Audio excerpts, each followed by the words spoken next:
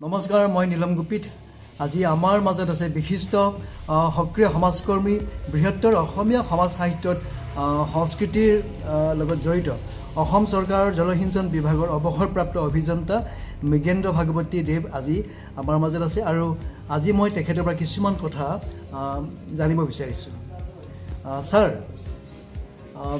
বিশেষকৈ এতিয়া ভাগৱতী ডাঙৰীয়াই বৰ্তমান টিহু ধৰ্মপুৰৰ বিভিন্ন অঞ্চলত এগৰাকী সক্ৰিয় সমাজকৰ্মী হিচাপে চৰ্চা লাভ কৰা দেখা গৈছে। এয়া শুভ লক্ষণ। এই ক্ষেত্ৰত আপোনাৰ প্ৰথম প্ৰতিক্ৰিয়া জানিব বিচাৰিছোঁ। ছাৰ,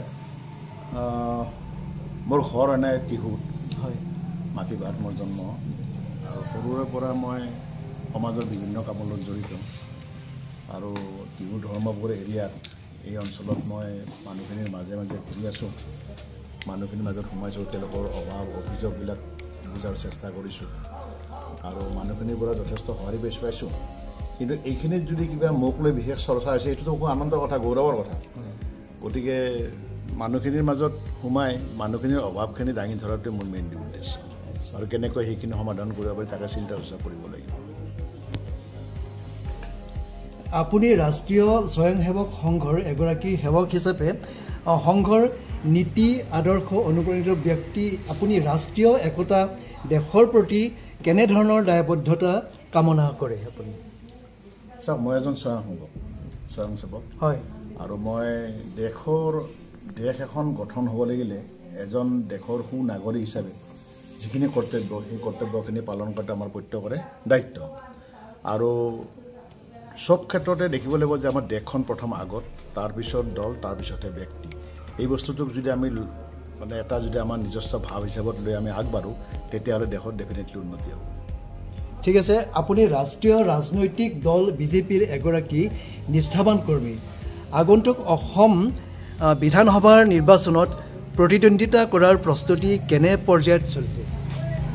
চাওক, একচুৱেলি মই 2016 চনতো বিজেপিৰ পৰা টিকট বিচাৰিছিলোঁ। তেতিয়া পাটাচাৰকুছি সমষ্টি আছিল, আমাৰ টিহু সমষ্টি, টিহু এৰিয়াখিনি পৰিছিল। হয়, 2016তো বিচাৰিছিলোঁ, 2021তো বিচাৰিছিলোঁ, কিন্তু আনফৰ্চুনেটলি দলে মোক সেই অৱস্থাত চিলেক্ট নকৰিলে। আচ্ছা, যা হওক, মই দলীয় যিখিনি নীতি নিয়ম বা হুইপ সেইখিনি মানি চলিব লাগিব, মানি চলি আছোঁ। এইবাৰো মই মানুহখিনিৰ মাজত সোমাইছোঁ, একচুৱেলি বিজেপিৰ কৰ্মী হিচাপতে সোমাইছোঁ। এটা ইলেকশ্যনৰ চিন্তা এটা আছে, মানুহখিনিৰ মাজত সোমাইছোঁ। গতিকে বাকীখিনি দলে কি সিদ্ধান্ত লয় তাক আমি চাব লাগিব। ঠিক আছে।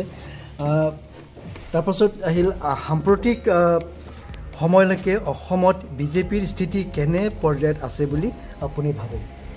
এইটো আপুনি ভাল কুৱেশ্যন সুধিছে অৱশ্যে। চাওক, এনেই অপজিশ্যনে যিবিলাক কথা কৈ আছে সেইবিলাক চব ছ'চিয়েল মিডিয়াত কোৱা কথা। হয়, আপুনি বিহাৰৰ ইলেকশ্যনলৈ চাওকচোন, বিহাৰৰ ইলেকশ্যনক লৈ কিমান হুলস্থুল কৰিছিল। তাততো ধৰক বিৰোধী বোলা কোনো অস্তিত্ব নাই। মানুহে উন্নয়ন য'ত দেখিব তাতেই মানুহে আগবাঢ়িব। হয়, বিজেপিৰ চৰকাৰৰ দিনত যিখিনি উন্নয়ন হৈছে সেইখিনি মই অটল বিহাৰী বাজপেয়ীৰ দিনৰ পৰাই ক'বলৈ আহিছোঁ। যিখিনি উন্নতি হৈছে আজি স্বাধীনতাৰ পিছৰ পৰা কোনো এখন চৰকাৰৰ দিনত এনেকুৱা উন্নতি হোৱা নাছিল। হয়, গতিকে মানুহে স্বাভাৱিকতে বিজেপিক আদৰি লৈছে। অসমো ইয়াৰ ব্যতিক্ৰম নহয়। অসমতো আমাৰ যোগ্য ব্যক্তিসকল আছে, তেওঁলোকে অসমখনক আগবঢ়াই নিয়াৰ কাৰণে, অসমৰ আৰ্থ সামাজিক দিশত অসমখনক উন্নতি কৰাৰ কাৰণে তেওঁলোকে আগবাঢ়ি আছে। আৰু বিজেপি দলে মই ভাবোঁ যে ইয়াত থমকি ৰ'ব লগা কোনো দিনে নহয়। হয়, গতিকে বিজেপি দলে যিখিনি মানুহৰ কাৰণে কাম কৰিছে, ফলস্বৰূপত মানুহে প্ৰতিদান দি আছে। গতিকে বিজেপি দল ডেফিনেটলি ভাল, ইয়াত কোনো ব্যতিক্ৰম নহয়।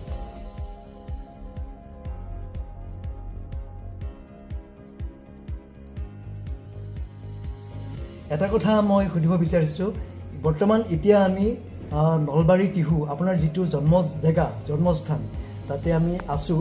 এতিয়া আমি জানিব বিচাৰিছোঁ যে এই অঞ্চলত কেনেকুৱা ধৰণৰ হেৰি হয়, আপুনি অকণমান বিষয় ক'ব নেকি? এই বিষয়ে এই অঞ্চলৰ বিষয়ে আপুনি অকণমান জনাব নেকি আমাক? ছাৰ, ঠিক আছে। মই একচুৱেলি এইখিনি মাখিবা বুলি কওঁ। হয় ছাৰ, মোৰ ইয়াতে জন্ম। মোৰ দেউতা তেওঁ এজন শিক্ষক আছিলে, ফ্ৰীডম ফাইটাৰ আছিলে আৰু এজন বিশিষ্ট সমাজকৰ্মী আছিলে। আমি দেউতাক সৰুৰ পৰা দেখিছিলোঁ, তেওঁ সমাজৰ কামবিলাকতে দেউতা জড়িত। বিভিন্ন ধৰণৰ নেতা পালনেতা এইবিলাক আমাৰ ঘৰলৈ আহা আছিলে, দেখিছিলোঁ। তেনেকুৱা এটা পৰিৱেশৰ মাজতে আমি ডাঙৰ হৈছোঁ। আপুনি অনুপ্ৰাণিত হৈছে? হয়, আমি দেউতাক স্পেচিয়েলি মই দেউতাৰ লগত কেইবাখন মিটিঙতো গৈছিলোঁ। তেওঁৰ পৰাই শিকিছিলোঁ বা তেওঁ সমাজৰ কাৰণে যিখিনি কৰিছিল সেইখিনি দেখিছিলোঁ তাৰ পৰাই মই অনুপ্ৰাণিত হৈছিলোঁ আৰু ময়ো সেইকাৰণে সামাজিক কাম কাজৰ প্ৰতি মই নিশ্চয় আগ্ৰহী হৈছিলোঁ আৰু যিখিনি সত্তা মোৰ দেউতাৰ যিখিনি মই ধৰক সামাজিক সত্তা দেখিছিলোঁ এজন শিক্ষক হিচাপে এজন কৃতি শিক্ষকটো আছিলে তাৰোপৰি যিটো সামাজিক সত্তা দেখিছিলোঁ সমাজ সৃষ্টি কৰাত সমাজৰ বিভিন্ন মানে অনুষ্ঠানলৈ সৃষ্টি কৰাত দেউতাৰ যিটো ভূমিকা মই সৰুৰ পৰা দেখিবলৈ পাইছিলোঁ সেইটোৱে মোক যথেষ্ট অনুপ্ৰাণিত কৰিছিল আৰু ময়ো সেই আদৰ্শৰে অনুপ্ৰাণিত হৈ সমাজৰ কাৰণে কিবা অকণমান কৰিবলৈ চেষ্টা কৰিয়ে মই এই লাইনটোত আগবাঢ়ি আহিছোঁ আপোনাৰ গাতো আছে হয় আৰু মই এইটো মই ভাবিছোঁ যে আমি এনেকৈ আগবাঢ়িব লাগিব আৰু সমাজখনক আমি এনেকৈ আগবাঢ়ি নিব লাগিব প্ৰত্যেকেই উভয়ে উভয়ৰ হাতত ধৰি উভয়ে উভয়ৰ আঙুলিত ধৰি আমি খোজকাঢ়িব ঠিক আছে মোৰ দেউতাৰ নাম গণেশ্বৰ শৰ্মা ভাগৱতী মাৰ নাম আছিলে অন্নপূৰ্ণা দেৱী ভাগৱতী মোৰ দেউতা দেৱীৰাম নলবাৰী দেৱীৰাম স্কুলৰ শিক্ষক আছিলে দেউতাক মই প্ৰায় শনিবাৰে প্ৰায় আমি অহা দেখিছিলোঁ ইয়ালৈকে গোটেই সপ্তাহটো তাতেই আছিলে আমি দেখাত আমি স্কুলৰ সৰুৰ পৰা দেখাত আৰু মায়ে যথেষ্ট সামাজিক আছিল ঘৰুৱাত বা ওচৰৰ পাজৰত দেখিছিলোঁ কাৰোবাৰ যদি মানে ধৰক কোনোবা মহিলাৰ বা কোনোবা মানুহৰ যদি কিবা অসুখ বিসুখ বা কিবা এটা হৈ গৈ তেতিয়া মাক আমি দেখিছিলোঁ আগবাঢ়িছোঁ মাও মানে সমান্তৰালভাৱে আমি দেখিছিলোঁ সৰু আৰু ঠিক তেনেকুৱা এটা মটিভ আমিও লৈছোঁ যে পাৰিলে মানুহক সহায় কৰিব লাগে ঠিক তেনেকুৱা ধৰণৰ মটিভটো লৈছোঁ একটিক্সটো মই মানুহৰ পৰা পাইছিলোঁ বহুত ভাল লাগিল আপুনি যে ইমান ধুনীয়াকৈ মানে সৰুৰ পৰাই সেই শিক্ষাটো পাই আহিছে সমাজত কেনেকৈ থাকিব লাগে সমাজখন কেনেকৈ চলাই নিয়াত মানে অগ্ৰণী ভূমিকা ল'ব লাগে ঠিক আছে বহুত ভাল লাগে সমাজখনত আমি প্ৰত্যেকে অংগ আৰু সমাজটো মানুহক লৈ মানুহৰ সমাজ সৃষ্টি হয় গতিকে আমাৰ প্ৰত্যেকজন ব্যক্তিৰে একোটা দায়বদ্ধতা থাকে নিশ্চয়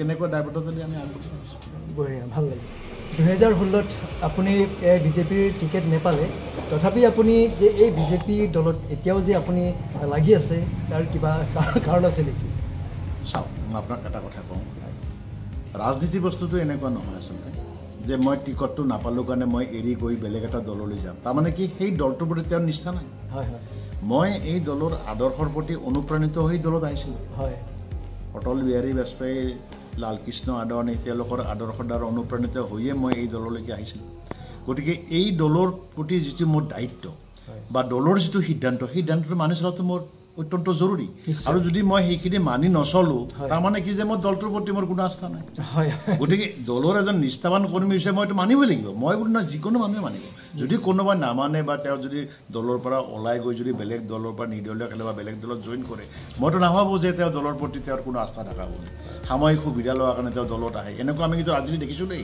বহুতক দেখিছোঁ গতিকে এইটো হৈছে কি আপোনাক ডিপেণ্ড কৰিব আপুনি দলটোৰ প্ৰতি কিমান দায়বদ্ধ দলৰ কাৰণ আমি বেছিভাগ ক্ষেত্ৰত দেখিবলৈ পাওঁ দলে যথেষ্ট দিয়ে কিন্তু দলক নিদিয়ে কম দিয়ে আচলতে দলক দিব লাগে বেছি দলক তেতিয়া দলে অট'মেটিক তেওঁক চাব দে অলপ নিশ্চয় ঠিক আছে কথা আমাৰ যে হিয়াৰামটো অসমীয়াৰ হিয়াৰামটো অতি শ্ৰদ্ধাৰ অতি মৰমৰ শিল্পী জুবিন গাৰ্গৰ মৃত্যুত এই জাষ্টিছ যে এতিয়ালৈকে পোৱা নাই তাৰ ওপৰত কিবা ক'ব নেকি আপুনি খুব ভাল কুৱেশ্যন আৰু ইম'চনেল কুৱেশ্যন চাওক জুবিন গাৰ্গ তেওঁৰ যিটো আইডিঅ'লজি তেওঁ ছ'চিয়েলিজিমৰ মানুহ দেই ছ'চিয়েলিজিম আৰু কমিউনিজিমটো এটা মুদ্ৰাৰ ইপিনে সিপিনে নিশ্চয় আমি হৈছোঁ নেশ্যনেলিজিমৰ মানুহ চ' আদৰ্শৰ লগতে আমাৰ অলপ ডিফাৰেঞ্চ থাকিব পাৰে কিন্তু জুবিন গাৰ্গ অসমীয়া আইৰ সন্তান ময়ো অসমীয়া আইৰ সন্তান আৰু অসমীয়া আইৰ সন্তান তেওঁৰ জুবিন গাৰ্গৰ শৰীৰত যি ব্লাড আছে মোৰো শৰীৰত সেই একে ব্লাড আছে মোৰ এজন সন্তানক মোৰ এজনৰ ভাই এজনক মোৰ এজন মানে অসমীয়াৰ সন্তানক জাষ্টিছটো মই ডেফিনেটলি বিচাৰিম তেওঁ জাষ্টিছ দিব লাগিব আৰু চৰকাৰে জাষ্টিছ দিয়াৰ কাৰণে যথেষ্ট চেষ্টা কৰি আছে কিন্তু চৰকাৰেতো জাষ্টিছ দিব নোৱাৰে চৰকাৰে জাষ্টিছ দিব ন্যায়ালয় কিন্তু চৰকাৰে মেটেৰিয়েলছখিনি ন্যায়ালয়ক যোগান ধৰি আছে ধৰি থাকিব বাকী যিখিনি সেইখিনিও কৰিব গতিকে মেটেৰিয়েলছখিনি দিয়াৰ লগে লগে চৰকাৰে ডেফিনেটলি ন্যায়ালয়ত জাষ্টিছ वर्दी की गर्मी तो बहुत है लेकिन आपको शायद पापा के पैसों की गर्मी ज्यादा लग रही है बढ़ती गर्मी में विवेल कूल मिंट करे आपकी स्किन को सॉफ्ट और आपको कूल अब समझौता नहीं तू बस हिम्मत का घूंट लगा और डर को निकल जा और दुनिया को दिखा तू किस मिट्टी का बना हुआ है माउंटेन ड्यू डर के आगे जीत है।